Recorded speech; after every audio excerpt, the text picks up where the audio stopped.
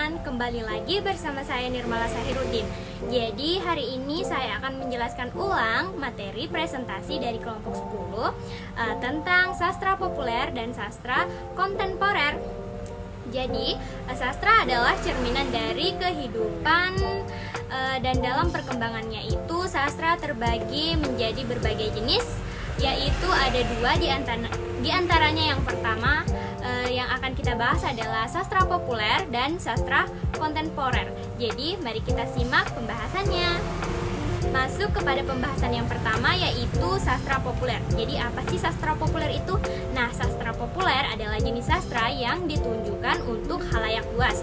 Karya sastra ini menggunakan bahasa yang sederhana dan alur yang menarik sehingga mudah dipahami oleh pembaca. Nah, salah satu tujuan utama sastra populer adalah untuk menghibur. Oleh karena itu, tema yang diangkat biasanya ringan, seperti percintaan, kehidupan sehari-hari, dan petualangan. Contoh karya sastra populer yang banyak dikenal adalah novel, cerpen, dan puisi yang memiliki banyak pembaca. Selanjutnya kita akan membahas ciri-ciri sastra populer. Jadi sastra populer memiliki ciri khas, yaitu yang pertama, alur sebagai kekuatan utama. Cerita dalam sastra populer sangat bergantung pada alur yang menarik dan mudah diikuti. Kemudian yang kedua itu ada tema percintaan. Tema yang sering diangkat adalah kisah asmara karena lebih mudah diterima oleh banyak pembaca. Kemudian yang ketiga ada gaya bahasa sederhana. Jadi menggunakan bahasa yang ringan dan mudah dipahami oleh semua kalangan. Kemudian yang keempat itu tujuan utama adalah hiburan. Jadi sastra populer dibuat untuk menghibur, bukan untuk memberikan pemikiran yang berat. Kemudian yang kelima itu bersifat personal. Banyak karya sastra populer yang menampilkan pengalaman pribadi atau emosi individu. Kemudian yang keenam itu dapat dinikmati dalam sekali baca. Jadi tidak memerlukan pembacaan yang berulang hanya untuk memahaminya. Kemudian yang ketujuh itu penyampaian yang sederhana. Baik dalam tema, alur maupun karakter, semuanya disajikan dengan cara yang tidak kompleks. Kemudian yang kedelapan itu lebih menonjolkan fantasi. Jadi cenderung berfokus pada unsur imajinatif dibandingkan realitas kehidupan. Sederhananya, sastra populer adalah bacaan yang ringan, menarik, dan mudah dipahami oleh siapapun. Selanjutnya kita akan membahas sastra kontemporer.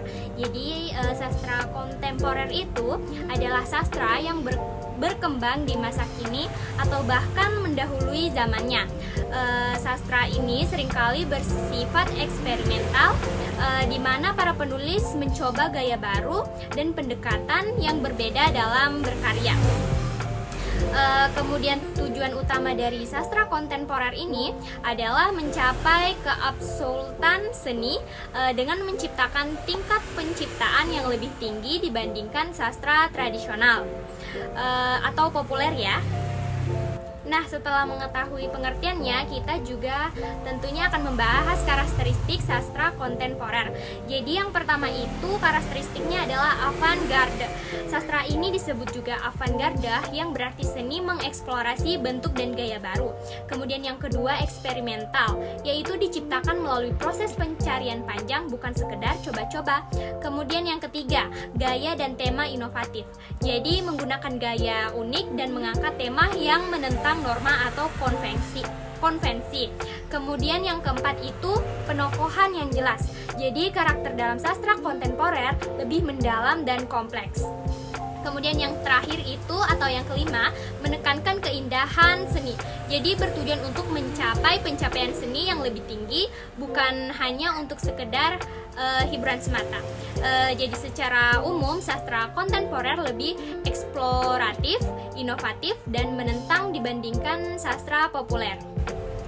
Nah, setelah membahas kedua sastra ini, kita dapat mengambil kesimpulan bahwa sastra kontemporer dan sastra populer adalah dua jenis sastra yang berkembang dalam masyarakat.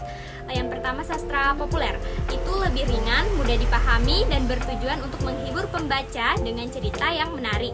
Kemudian sastra kontemporer, itu lebih eksperimental, menekankan kebebasan, berekspresi, dan berusaha mencapai keindahan seni yang lebih tinggi. Jadi keduanya memiliki peran penting dalam perkembangan sastra di Indonesia. Tentunya dan saling melengkapi satu sama lain. Jadi sekian pembahasan kita pada hari ini. Terima kasih sudah menonton. Semoga video ini membantu kalian memahami perbedaan antara sastra populer dan sastra kontemporer. Dan jangan lupa nantikan video pembelajaran selanjutnya. Sampai jumpa di video berikutnya. Bye-bye. Jangan lupa like dan subscribe ya. Dah.